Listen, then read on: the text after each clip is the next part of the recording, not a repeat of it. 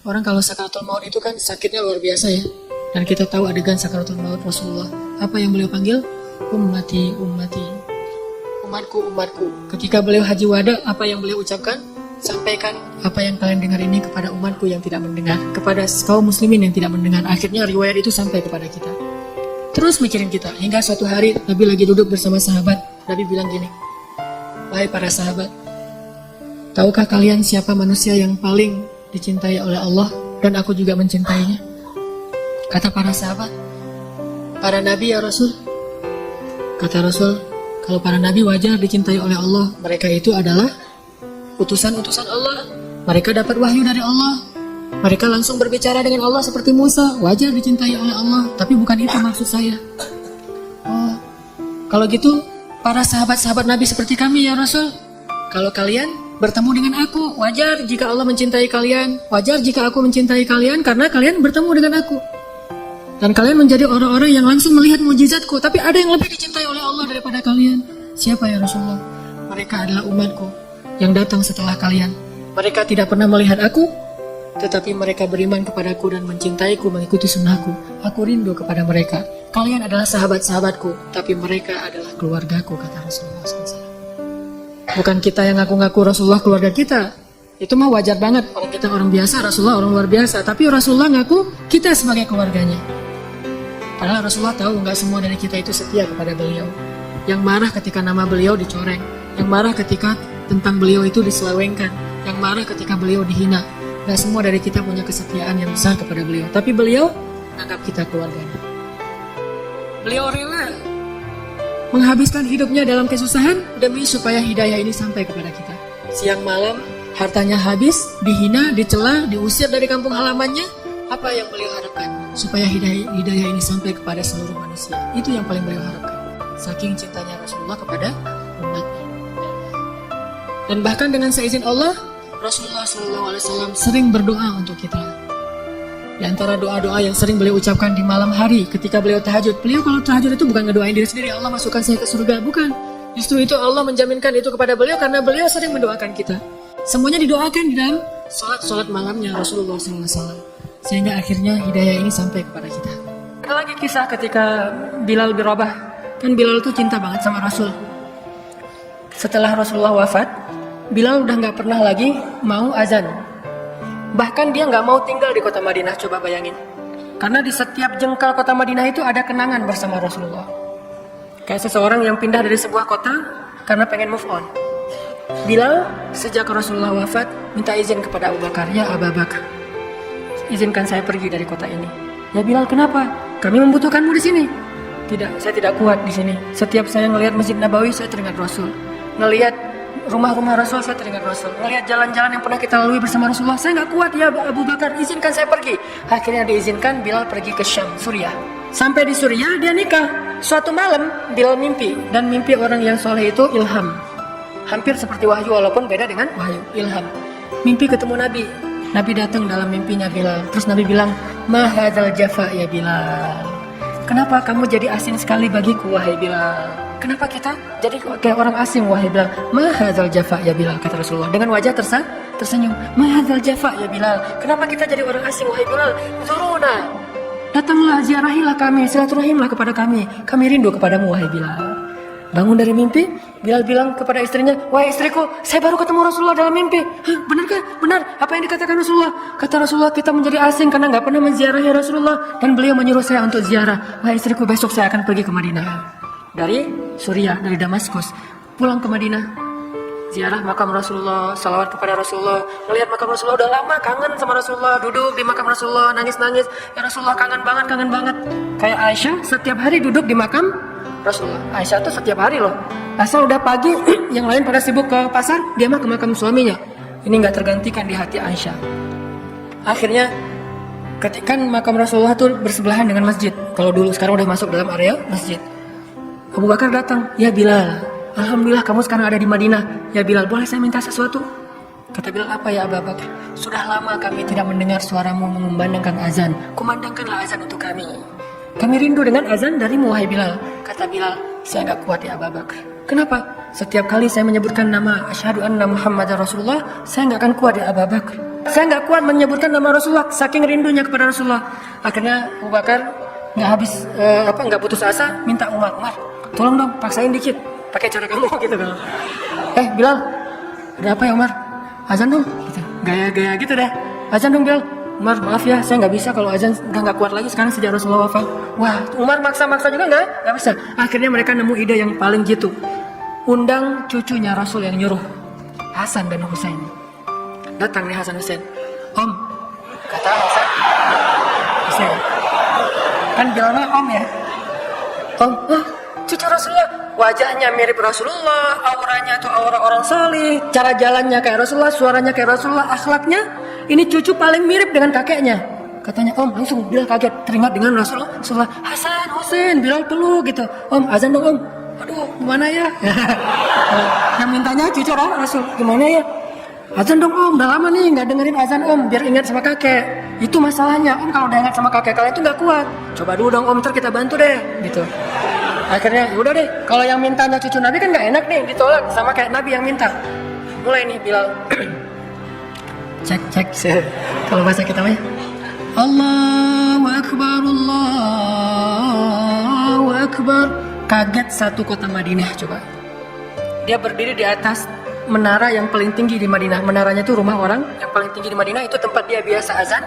Dia azan sejak dia ke Suriah, nggak ada lagi yang berdiri di menara itu. Tiba-tiba Bilal berdiri, Allahu Akbar, Allahu Akbar. Satu kota Madinah kaget dan berteriak, seluruh pojok kota Madinah berteriak, apakah Rasulullah sudah hidup?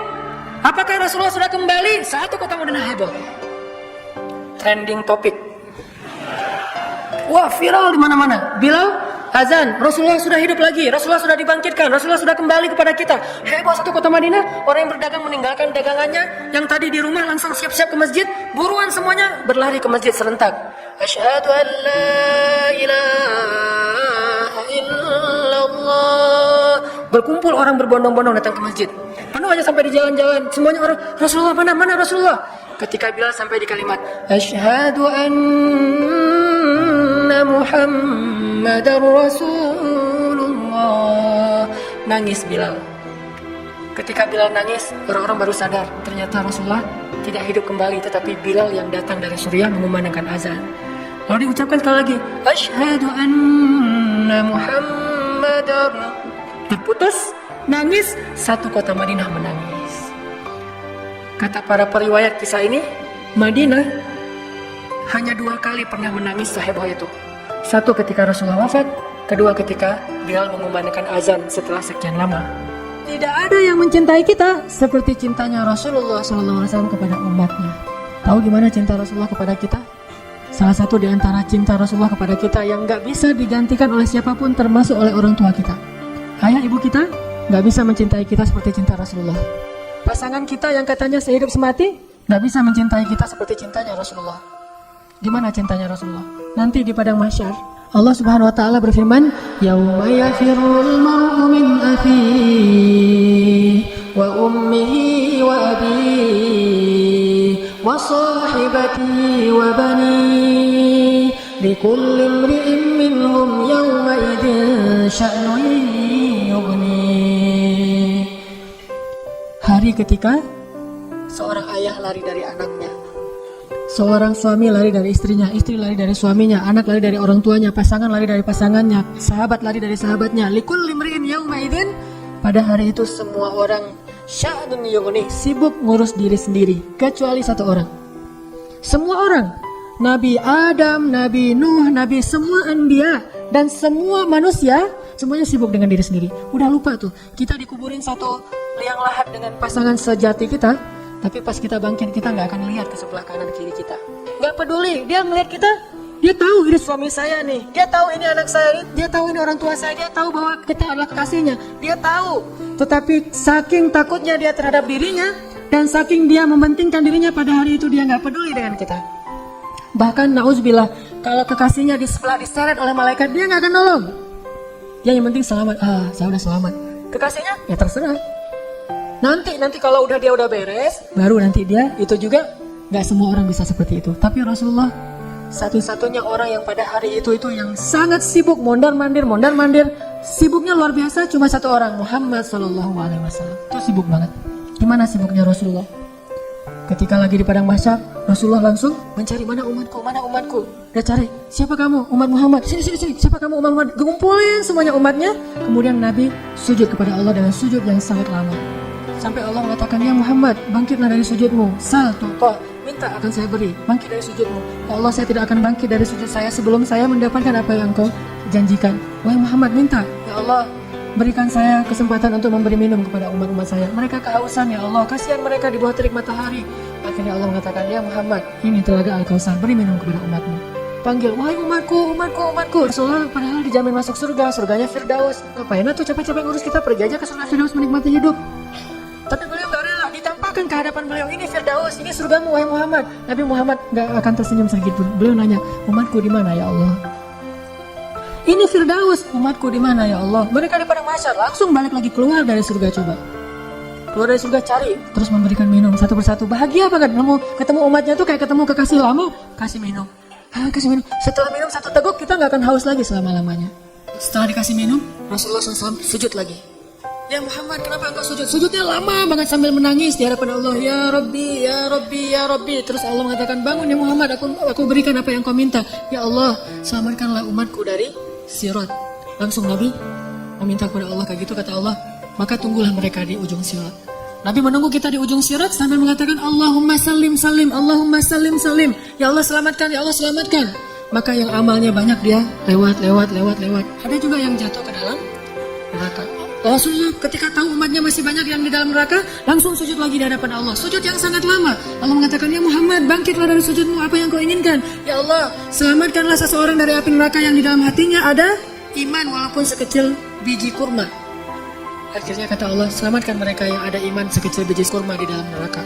Nabi langsung pergi ke pintu neraka, mencari umatnya. Wahai malaikat, cari umat saya yang ada iman sekecil biji kurma dan selamatkan mereka. Dikeluarin. Ketika ketemu dengan Rasulullah, mereka dalam keadaan habis disiksa luar biasa, wajah mereka, tubuh mereka rusak parah. Rasulullah melihat mereka dengan air mata kasihan, memeluk mereka, dipersilakan masuk ke surga.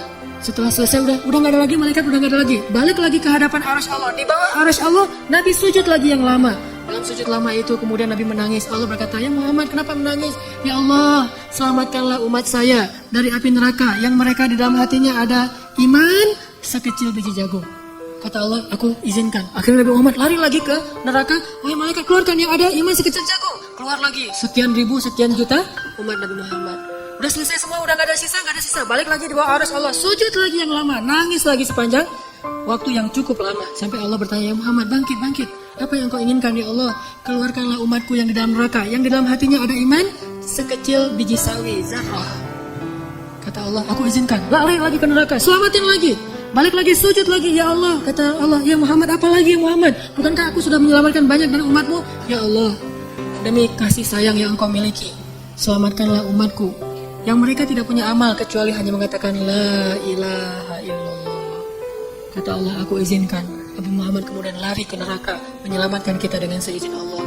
Makanya Nabi mengatakan, katakan la ilaha illallah, baru aku bisa menyelamatkan kalian. Rasulullah hanya membukakan pintu surga untuk kita, tapi beliau tidak masuk surga. Kita yang disuruh masuk surga, beliau keluar lagi, sibuk lagi dengan yang lain. Kita yang difikirkan oleh Rasulullah SAW. Apakah orang tua kita bisa melakukan itu nanti di akhirat? Tidak. Cinta yang paling besar dari Rasulullah, nggak lupa sama kita, kenal juga enggak. Bahkan kita berselawat kepada beliau aja males. Beliau tidak menyelamatkan, ya Allah selamatin aja orang yang berselawat kepada saya, yang nggak mau selawat nggak usah. Enggak. Yang ada iman sekecil zarrah, yang ada iman sekecil jagung, yang ada iman sekecil biji kurma, nggak masalah. Yang penting umatku ya Allah, selamatkan mereka.